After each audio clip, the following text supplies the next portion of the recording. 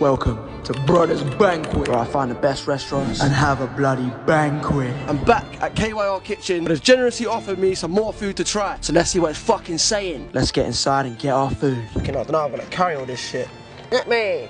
That ain't nice me, mate. Fucking hell. I carried it back an hour on the train and it was still hot. What a bloody result. Spicy jar wings. First up was the spicy jar wings. They weren't that spicy, but oh my god, the flavours. Jar would be proud indeed. They were tangy, slightly sweet, and just fell off that sexy little bone they were on. Hot honey. Now it was time for the sauces. They gave me about 8 different ones to try. And this one was the creme de la creme. Fucking banging. Next up was their saucy lamb chops. Lamb chops. Absolutely glistening like my bumhole in the moonlight. I sunk my teeth into these meaty lamb cutlets. And boy, did they taste like bumhole. Korean sauce. But in the best possible way. Now it was time to dunk him in some Korean sauce. And these two went together like posh white girls and magnums at carnival. Hand in fucking hand. Spicy jar sauce. Now to try the same sauce that was on the wings, on these meaty chops. And boy oh boy, they tantalised my taste buds like no other. Again, it was a match made in heaven. Absolutely sublime. Fucking hell. Now it was time for the fries. Try some of these fucking chips. House sauce. The house sauce looking exactly like burger sauce. I expected as much, but no, it was unique. Fucking nice, boy. It was luscious, almost herbal, and wasn't disgustingly vinegary. The fries crispy and fluffy on the inside. Gorgeous. Mac and cheese. Now it's time for their famous mac and cheese. Brother. I poured on what was left of the hot honey and dug my stingers right in. It was fragrant, bonded together nicely, was garlicky as fuck. Fucking dank. In all honesty, it was one of the best mac and cheeses I had in a while. And so far, the star of the show. And with that hot honey, I could just stick my dick in this stuff. I could just eat it all day. After backing off some grape soda, it was time for the main attraction. My Cajun garlic snow crab boil with shrimp, potato, corn. It was like all the bottom feeders from the sea scuttled into a local farm and got dashed in a pot with old McDonald's produce and then spunked on by a radioactive bulb of garlic. The potato was warm and fluffy. The shrimp just soaked in that Cajun garlic and bursting with juices. The snow crab, although initially hard to get the meat out of, was soft, cooked to perfection, and absolutely drenched in seasoning, and again dripping with fishy juices. I cracked, slurped, licked, burped into all the remaining crustaceans. Was sucked right out of its shell. Although I do love snow crab meat, it would definitely be a better option to get the lobster tail. Much more meat. I finally got to the bigger legs of the snow crab, and this is where it definitely got a bit more fulfilling. The meat was chunkier, and I was finally able to dip it properly in this garlic butter. That shit was satisfying. But at this point, I was low-key getting frustrated. After seeing that big bit of snow crab, I just wanted more and more. Moral of the story, if you're gonna get a boil, always go for that fucking lobster tail. I cracked open what I could out of these scrawny little snow crab legs and was at this point ready to crack on with the rest of the boil. I got a final last piece of that big old meat, but now I was ready for this juicy, succulent piece of corn. Every bit of seasoning had been absorbed by this piece of corn, like a kebab that's been dropped on the floor on a night out. Absolutely